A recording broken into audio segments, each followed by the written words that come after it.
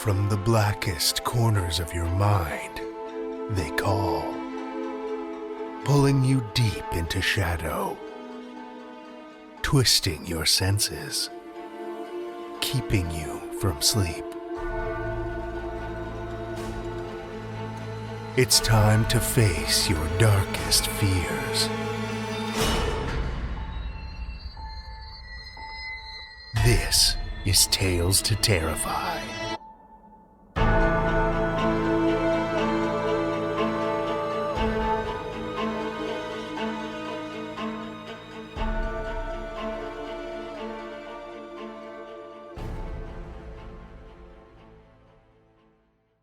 Good evening, children of the night, and welcome.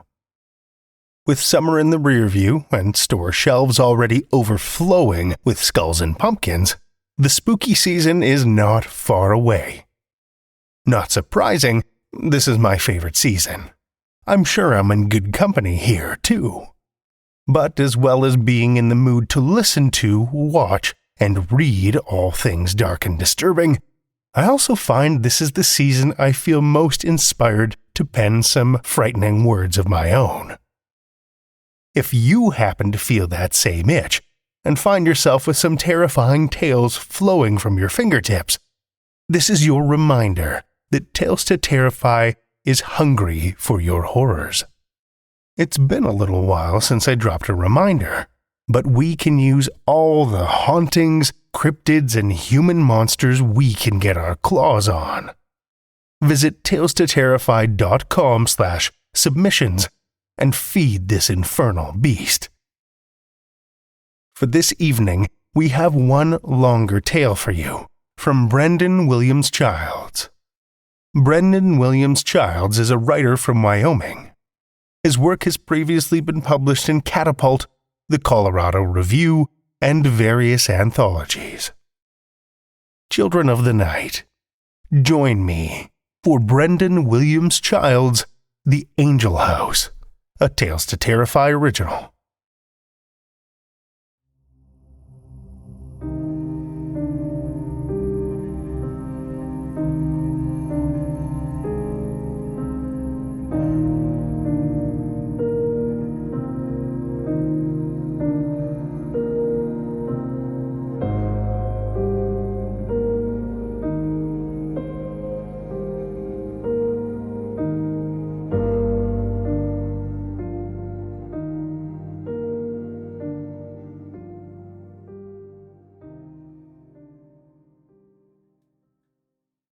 Soon, the president will tell us we are again at war. So my husband says. We are sitting in our kitchen, at the table by the window through which we can observe the rock doves nesting. 3 eggs, pale white. We finish our conversation there, then our tea. Our day becomes one of waiting in our way of waiting. Him statuesque, silent. I in motion.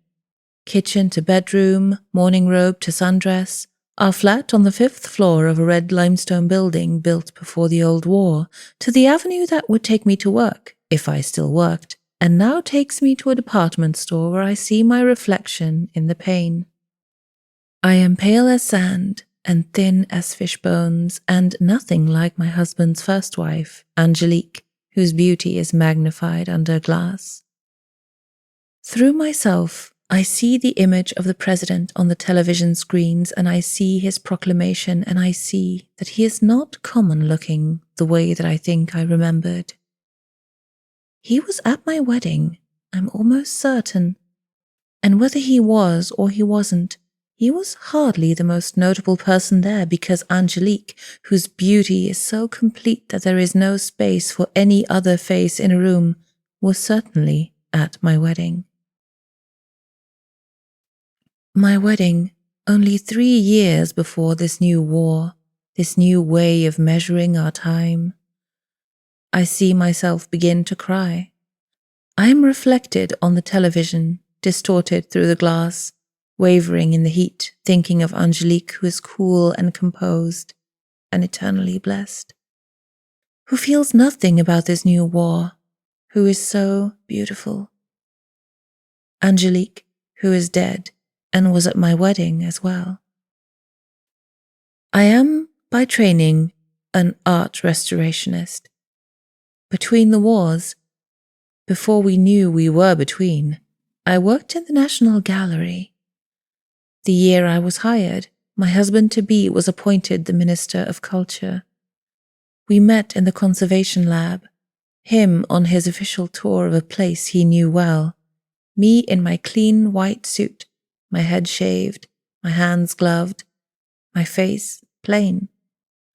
All of us girls, not creative enough to be artists, but too talented to ignore, working together to restore Pachim Shelu's Woman with Mink, stunned to see the cadre of uniforms appearing in our laboratory doorway, awed at the man who shooed them to see our work up close. He asked our names, and we forgot them, so unused to being considered. "Come then," he pointed to me. No, not pointed. He was not accusatory. He gestured, palm up. His hairline was oddly uneven, a graying widow's peak that pointed towards his left eyebrow, blue eyes ringed with the bruises of exhaustion, like a painting of Neptune. "You, with the little paintbrush?" "Yes, me. With my angular superfine brush and my sharp voweled accent. Evangeline." He smiled, lips half parted, teeth half gold. He didn't even look at the painting when he spoke. "You're doing beautiful work, Evangeline. Beautiful work with your beautiful hands." One of the president's propagandists would later ask me, in an interview, if I thought it was funny that my name was so relatively similar to my husband's first wife. Angelique and Evangeline, the angel connection. Did my husband ever laugh about it? Did my husband have a sense of irony? No, of course not. My husband has a sense of beauty. One of the things he did before he proposed was watch me clean Angelique's cool face, paint her lips with a sable hairbrush, rouge her cheeks, and arrange her hair. Only when my work was done, inspected, did he kiss her and then me. "Well," the propagandist said, "you have to admit, it's narratively convenient." I guess she wasn't wrong. 3 days of the war have come and gone. As of yet, we have suffered no losses, but there is time. My husband tells me we might consider going to the Angel House if the conflict comes to town. We could, he says, hang a new painting or two for Angelique. Perhaps she would be interested in Shelu's masterpiece.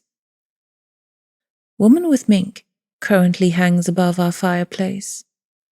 The woman looks out of the canvas with eyes so dark they blend into the background, as though her face is nothing but a mask through which the darkness itself sees through. On her shoulders, the mink, many mink, in fact, stitched together to create the silky caramel that surrounds the woman's neck, sees nothing. There is a head, but the eyes reflect no light. Which body it was affixed to, originally, I always wonder. I set my embroidery aside. "Could you work there?" "We have a telephone there, haven't we?" He smiled his crooked smile at me. I watched the gleam, his glow, in the light of our fire. Summer and too hot for me, but not for my husband, so I sweat while he glimmers when he speaks. I may have to take trips back to the city from time to time, but the administrative elements of my position are not strictly localized, are they? I am not the Minister of Culture only of the capital city, am I? No. Our nation looks to my husband for guidance on curation, preservation.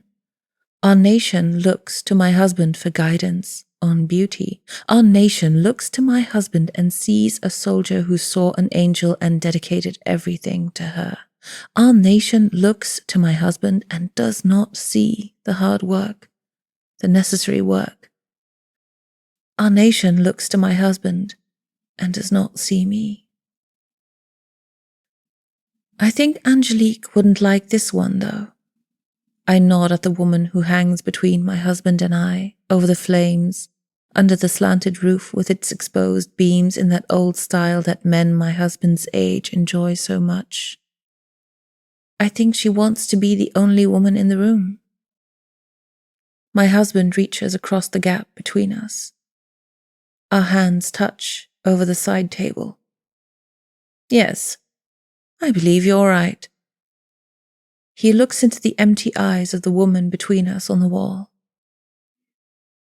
This one is for us. I believe there will be many paintings we can bring to Angelique. I was a girl in an ancient, dark forest that the old war did not find. I was in the pines with my sketchbook, making in charcoal the shape of the bison who had lived there since the time before our nation was our nation. I was in the kitchen of our sod house, dug into the low hills that buffered us from the winds of the sea, the cold of the winter, tracing my mother's footsteps onto paper.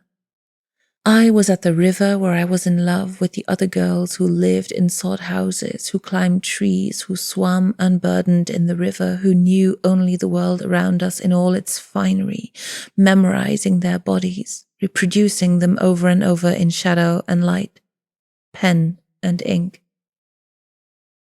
Now I am a woman entering an ancient dark forest that the new war will not spare. So many soldiers are here already.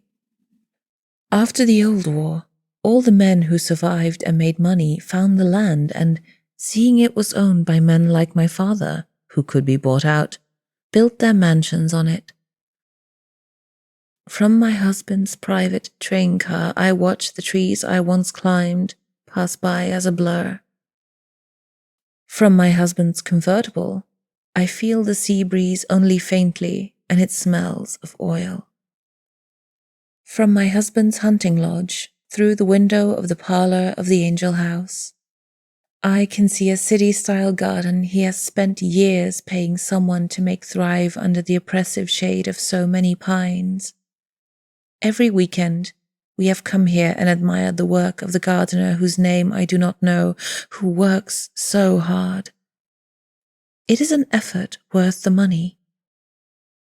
It takes on an additional importance now that we have no return date to offer the gardener a break.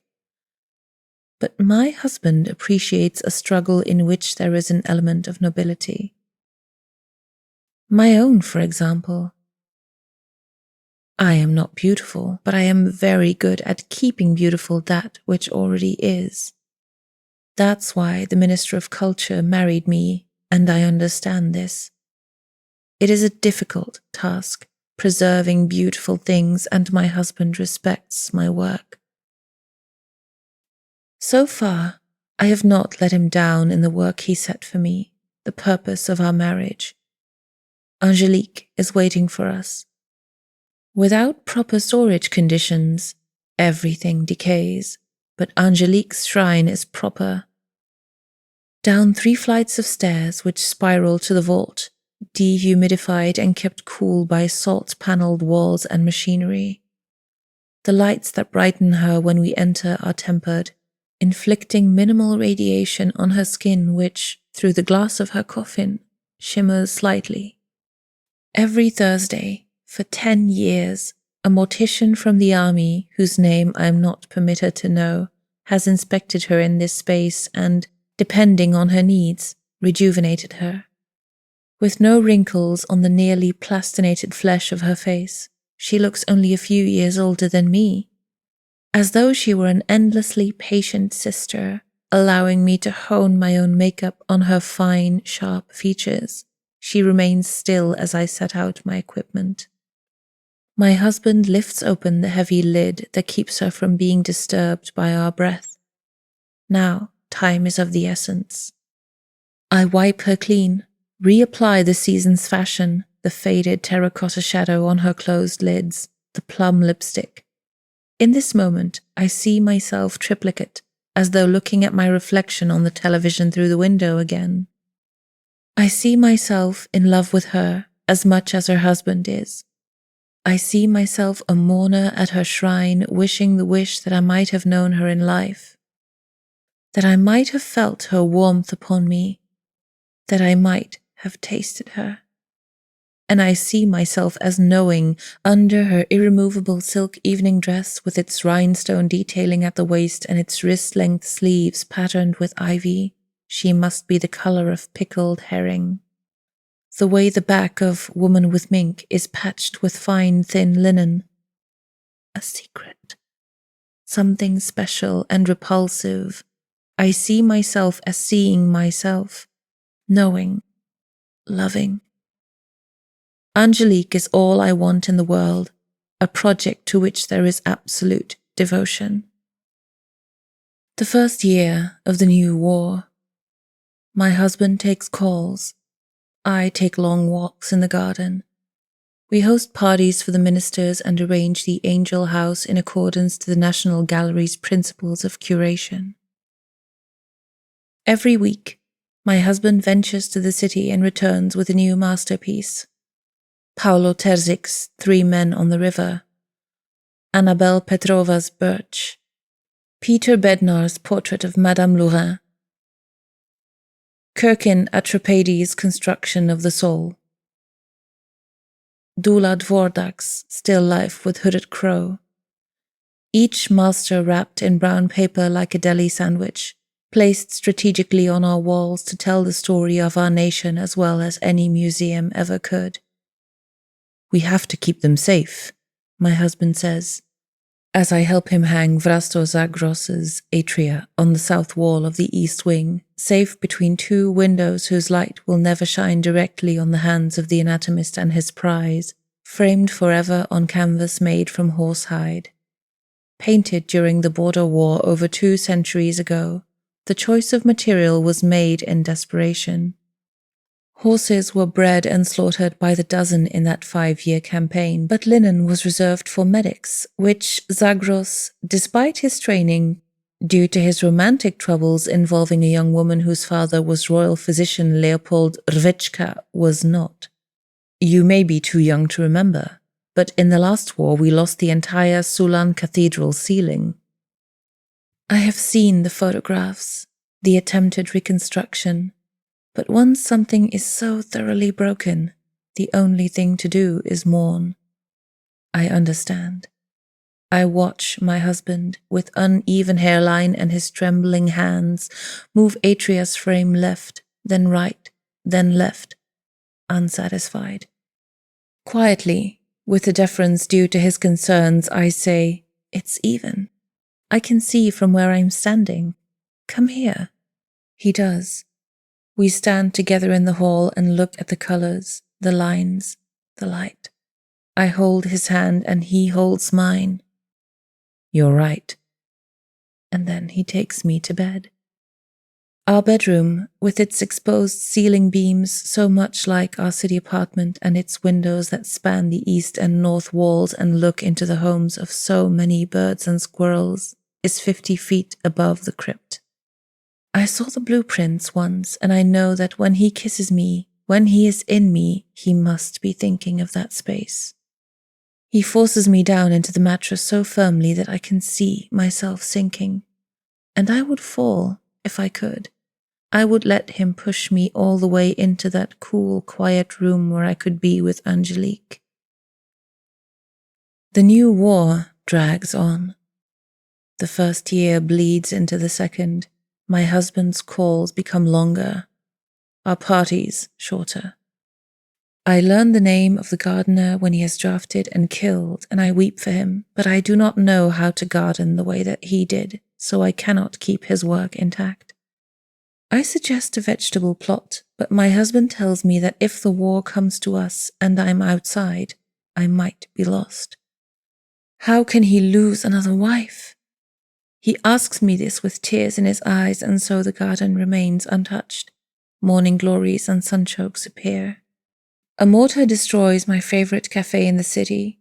A tank crushes one of my favorite professors from university. 3 of my favorite former co-workers are shot, and amidst all of this, my husband decides he wants a son, but we soon learn together that all I can manage is agonizing pain and blood so viscous it can be held in my hand like winterberry preserves.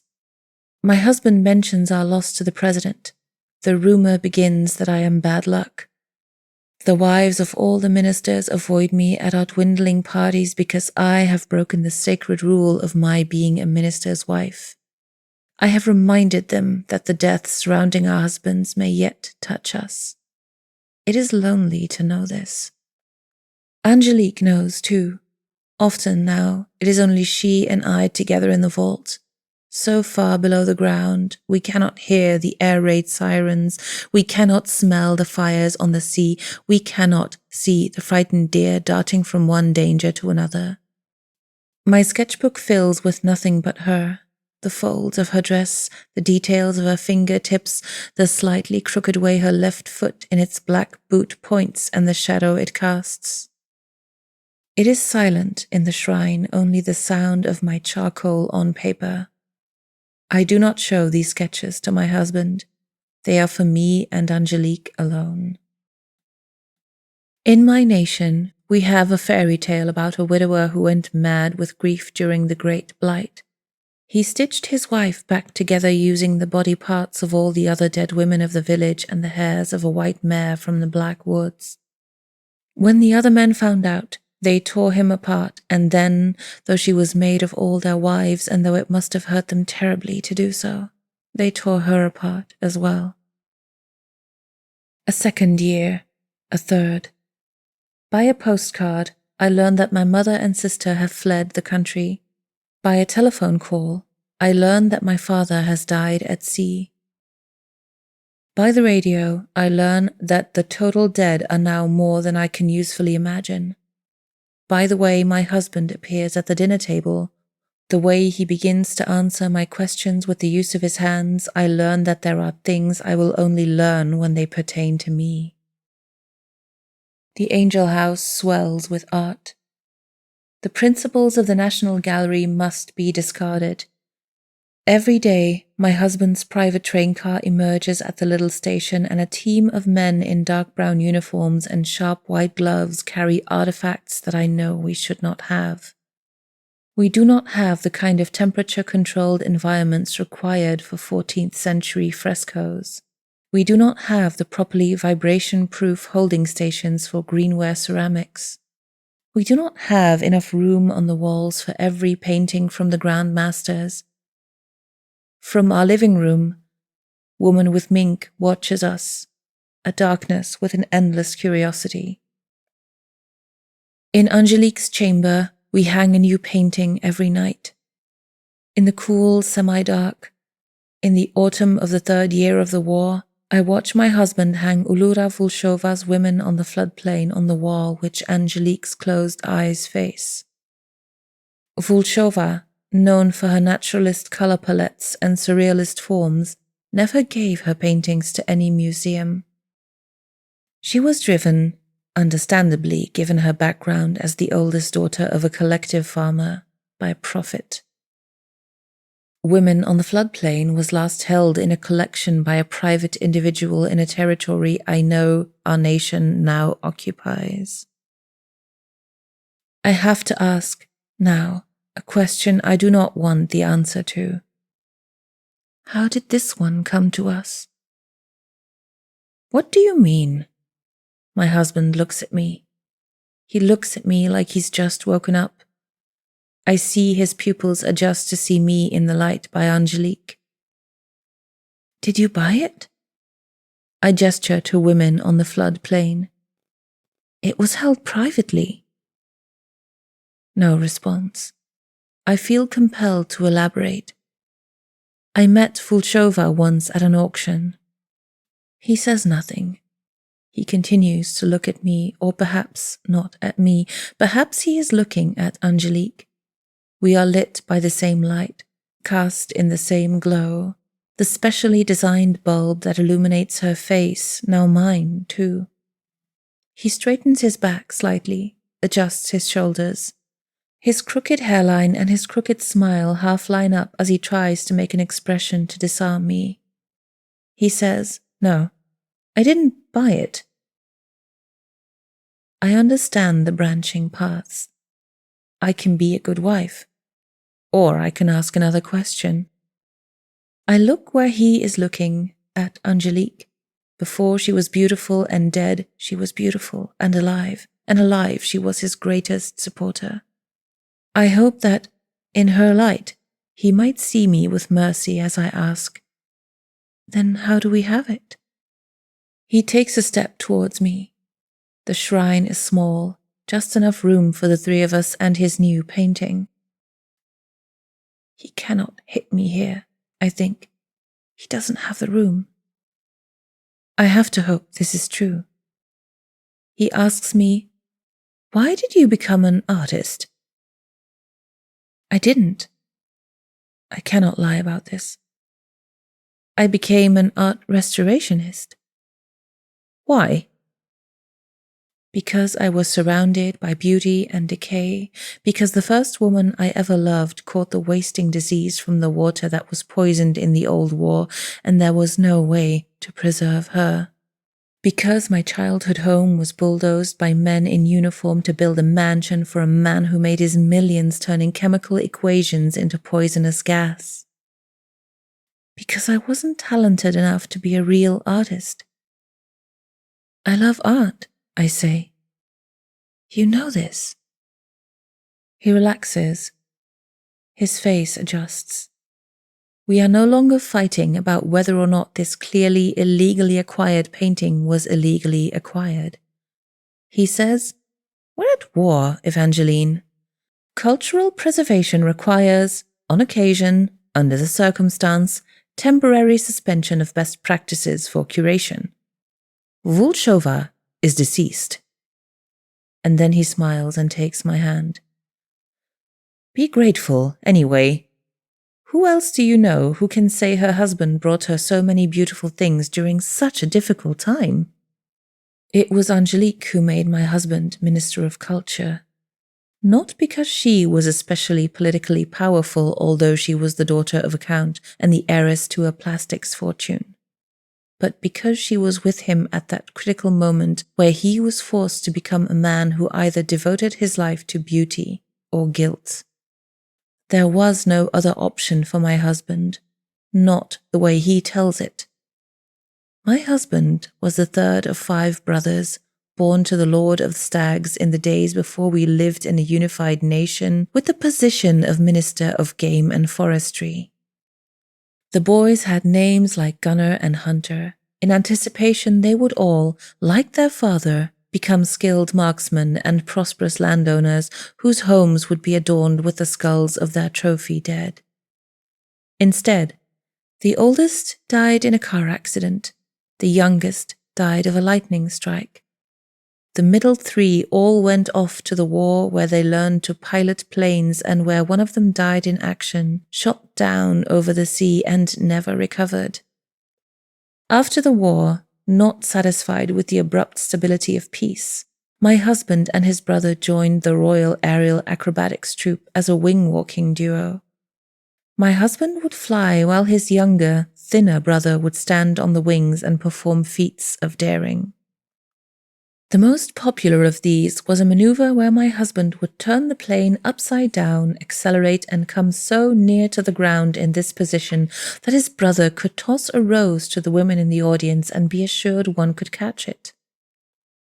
For 3 years they did this, a pair of fighting aces, decorated, supposedly 75 dead enemies between them, desired by all. And then, of course, one exhibition there was a mechanical failure. My husband turned his plane upside down, accelerated, and the engine failed.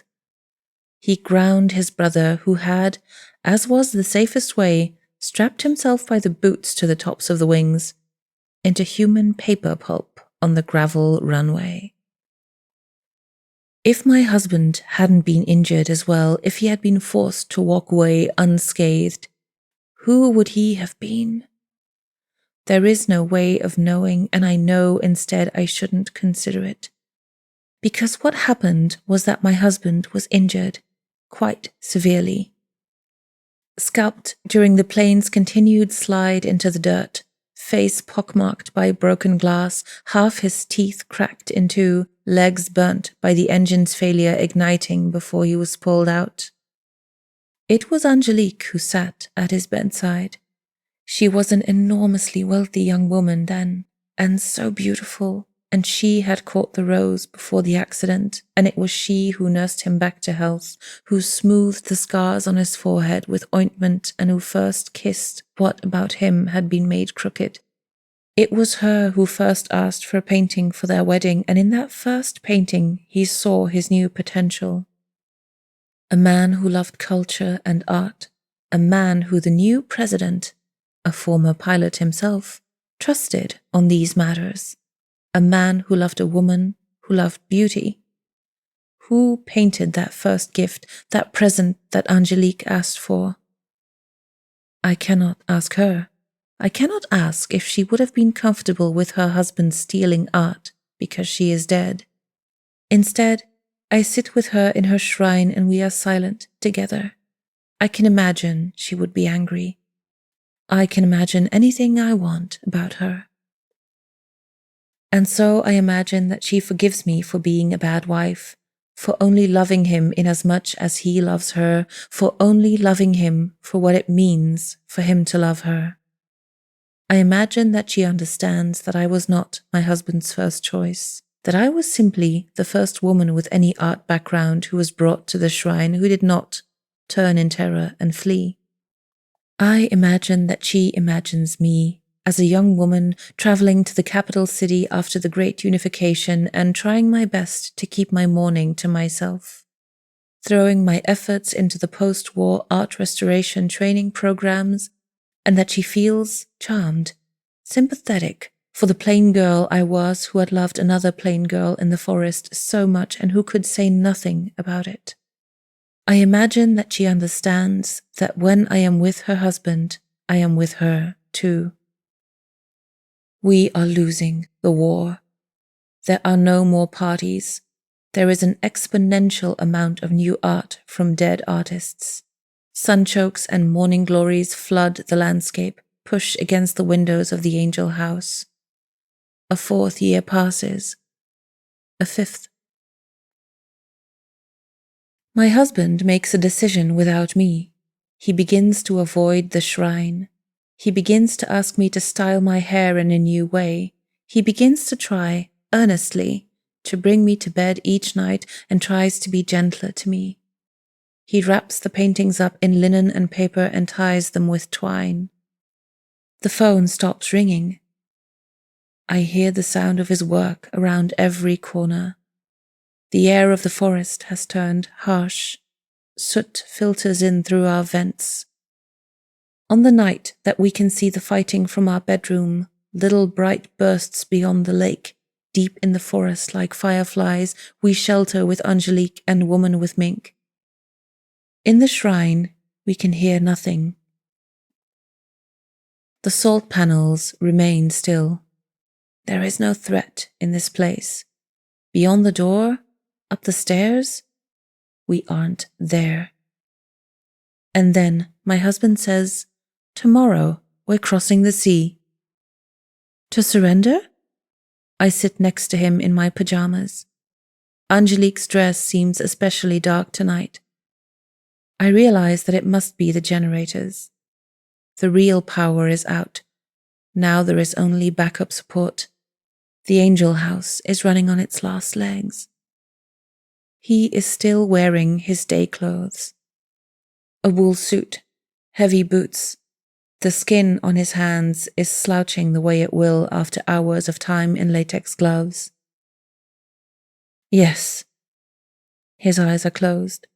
He will not look at Angelique. All this effort to build her this shrine, and he looks away. I do not. Do you have a transportation plan? The fighting won't reach us until the day after tomorrow at the rate it's moving now. crooked head in his peeling hands. We'll take the train to Stenthal and then a boat to the Dermar. I've arranged a meeting. I anticipate we'll be well treated. My mind races through the logistics. To remove Angelique from the shrine, we need a rigging crew. To be transported safely, we need a special truck, a special container for the ship, the guarantee of a similarly safe and controlled environment for her to arrive in. She will need to be rejuvenated, almost certainly, as soon as possible. None of this is her concern. She watches me worry for her beatifically, beautifully. How many are coming to help us? I ask. My husband takes my hand, and in his moment of hesitation, I know the answer. He sees that I know, and he says, "It's imperfect. I wish I didn't have to. Evangeline, you don't know how much I wish I didn't have to. But when all the fighting is over, we'll come back. We'll excavate. The walls are solid. The door will be barricaded. Army engineers will do the blasting. My house." He looks away from me, finally at Angelique. The angel house was built for her. It will protect her, even as ruins. It won't. He has to know it won't. I don't say this. I lean back against the wall, and he rests his head on my shoulder. His crooked hairline blurs into the florals of my pajamas, an itchy linen set he brought me from the city. She will decay. She will decay alone unless someone stays with her. Someone who loves her. In the morning, when the sounds of fighting can be heard from our parlor, I dress in pants and plimsolls. A sensible sweater. I see myself in the mirror and, except for how long and thick my hair is now, I look like me. Like me, a girl from the forest. My husband looks like nobody I know. I watch him carry Woman with Mink down the hall, out the front door. The woman with mink watches me curiously from the back seat of the car as we drive to the train station. The world watches our nation fold in on itself a little at a time, as it has done before, as it will, probably, do again. I'll be dead by then. My husband's train car is shorter than the standard sort. It is unassuming, bulletproof. Every minister has one, driven dutifully by special engineers in blue uniforms, but today our engineer, who greets us at the little platform that sits in the woods, the end of the line miles beyond the vacation town of Rostholt, is wearing plain clothes. He smiles at me with the determination of someone who believes his duty is to make women feel better about unpleasantries. I feel nothing but pity for him whose name I do not know. "Minister," he addresses my husband with a bow. "Brigadier Ivanov has requested to join at the West Rostholt station." "Acceptable." My husband looks somewhere beyond the engineer. "Get the door." He does. My husband steps inside first. I follow, and the door closes behind me. The engine turns over. I feel the vibrations under my shoes. My husband manages to take a seat. Manages, because almost the entirety of our car is overrun with art.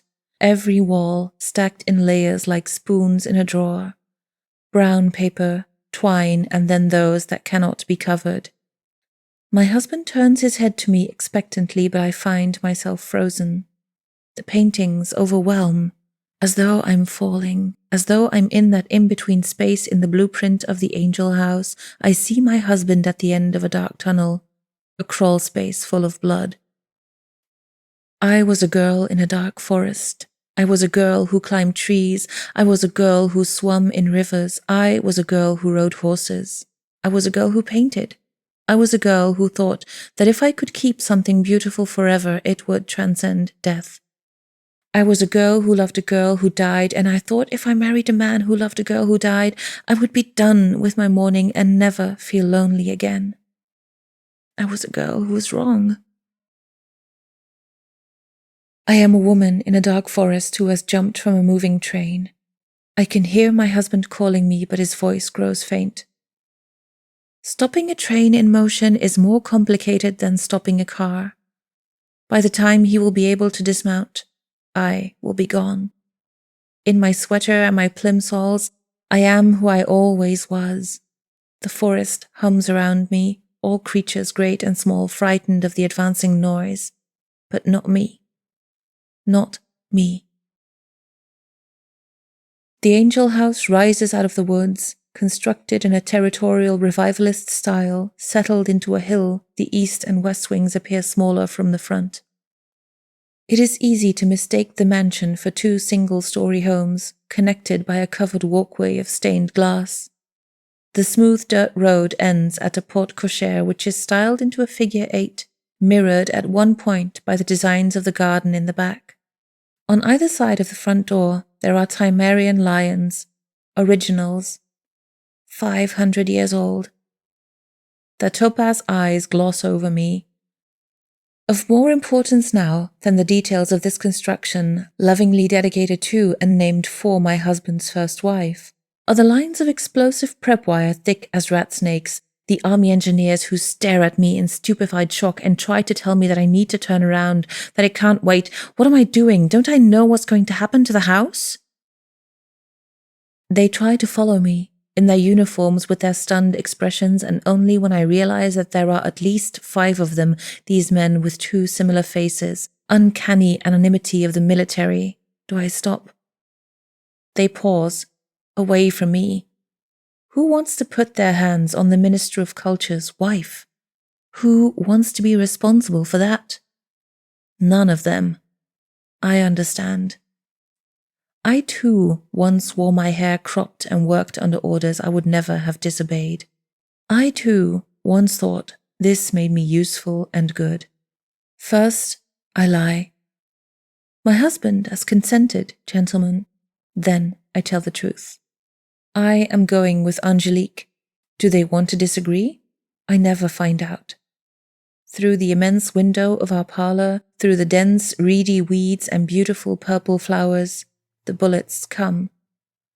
All of us hear them before we see them, before one of the men makes a noise like a gasp, but sharper. The sound of it is shattering, electrifying. I feel the vibration in my teeth. The leader of the uniformed men begins calling orders, and I am no longer of concern. If one of those men looks at me with something like pity, something like awe, as I find my way to the door to Angelique's shrine, I pretend I can't see it. Already, the air is cooler and damper.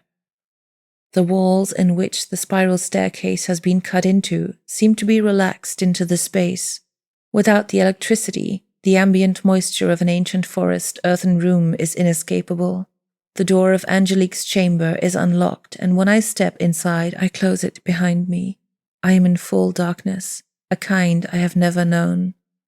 There is stillness here for as long as there is stillness, and even then, for a moment, the rattle of the mortars above us seem one step behind.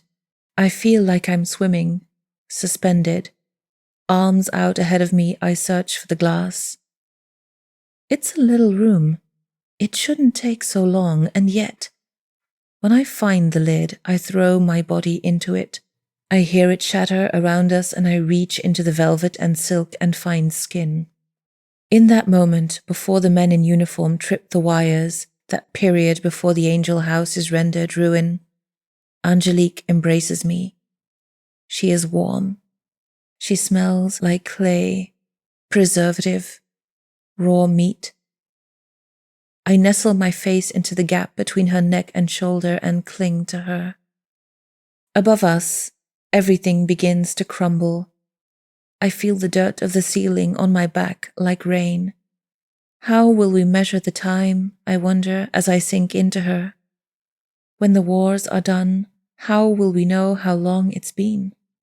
And what new angel will uncover us?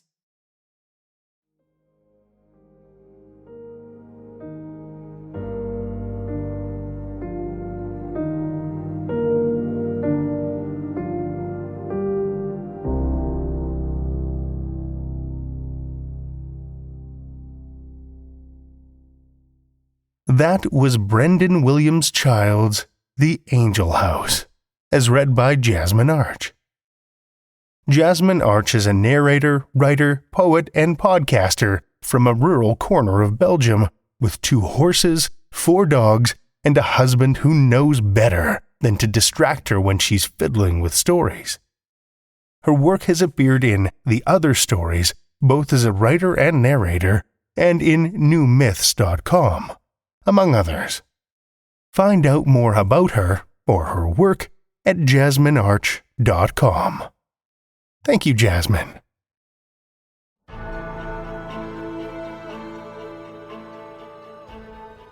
Well, children of the night, the hour is late, and we've run out of tales to tell.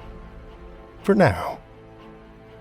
Tales to Terrify is made possible by the tremendous generosity of our supporters on Patreon and PayPal.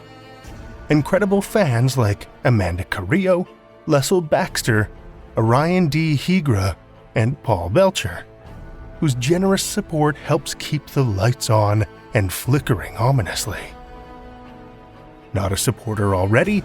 Head over to patreon.com/Tales to Terrify, where you'll find all kinds of perks like ad-free episodes, bonus content, and one-of-a-kind collectibles and merch packs. Every dollar goes back into this show to make it as horrific as possible, and we appreciate it so much. Want another way to support the show that doesn't cost a cent? Head over to Stitcher, Podchaser, or Apple Podcasts and leave us a 5-star review. You'll not only put an unnaturally wide smile on our faces, but help new listeners discover our terrifying tales too. Why not share your love of the show out in the world with some Tales to Terrify merch? TalesToTerrify.com/merch will take you to our TeePublic store, where we've got a great collection of creepy custom and curated designs that's always growing.